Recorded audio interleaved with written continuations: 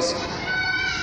ابھی آج کل جو ہے سفر کے مہینے کے بارے میں بھی لوگ ایک میسج ایک دوسرے کو بھیجتے ہیں، بولے سفر کے مہینے میں یہ پڑھنا چاہیے، وہ پڑھنا چاہیے، اور بہت سارے لوگ سفر کے مہینے میں شادیاں بھی نہیں کرتے، بولے سفر کے مہینے میں شادی بھی نہیں کرنا چاہیے۔ یاد رکھو یہ بھی شرک کی ایک قسم ہے۔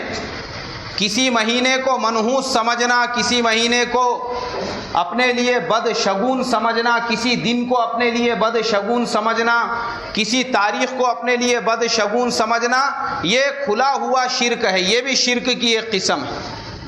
اللہ کے نبی صلی اللہ علیہ وسلم کے پیدائش سے پہلے زمانے جاہلیت میں جو لوگ تھے وہ سفر کے مہینے کو منحوس سمجھتے تھے۔ جب اللہ کے نبی صلی اللہ علیہ وسلم اسلام اور ایمان کی دعوت لے کر آئے تو آپ نے اعلان فرما دیا کہ یہ سفر کا مہینہ، یہ مظفر یعنی فتح کامیابی کا مہینہ ہے۔ کائے کا مہینہ ہے بھائی؟ اس لیے آپ دیکھو کیلنڈر کے اوپر سفر کے ساتھ میں مظفر لکھا ہوا ہوتا ہے، سفر المظفر، یعنی سفر کا مہینہ جو ہے وہ کامیابی والا مہینہ ہے۔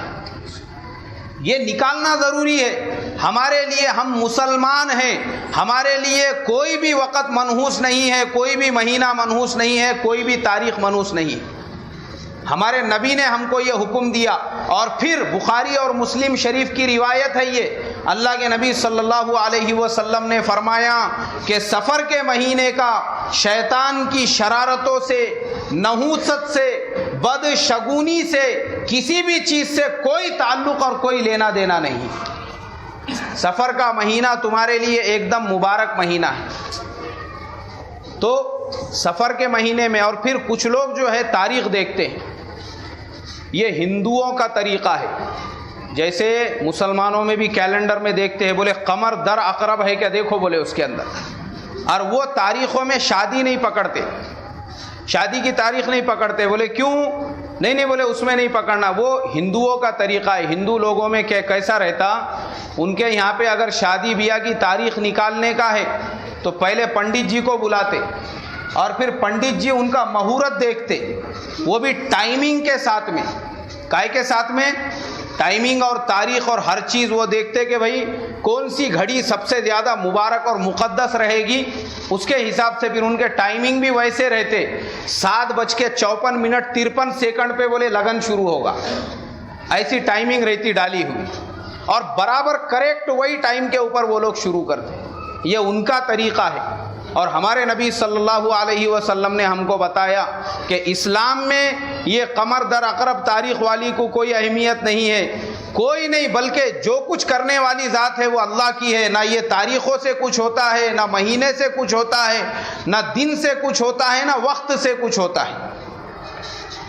ہاں، وقت پہ 3 وقت ایسے ہیں جن میں صرف ہم کو سجدہ کرنے سے منع کیا گیا ہے۔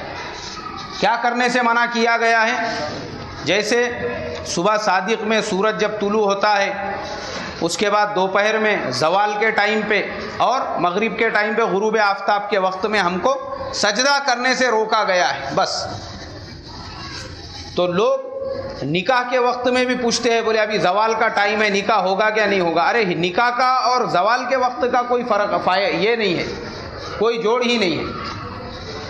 تو ہم لوگوں کے دلوں سے اگر ہم چاہتے ہیں نفس کی اصلاح ضروری ہے، تو سب سے پہلے شرک کو نکالنا بہت ضروری ہے۔ اور یہ سب قسمیں ہیں شرک کی جو میں نے ابھی آپ کے سامنے بیان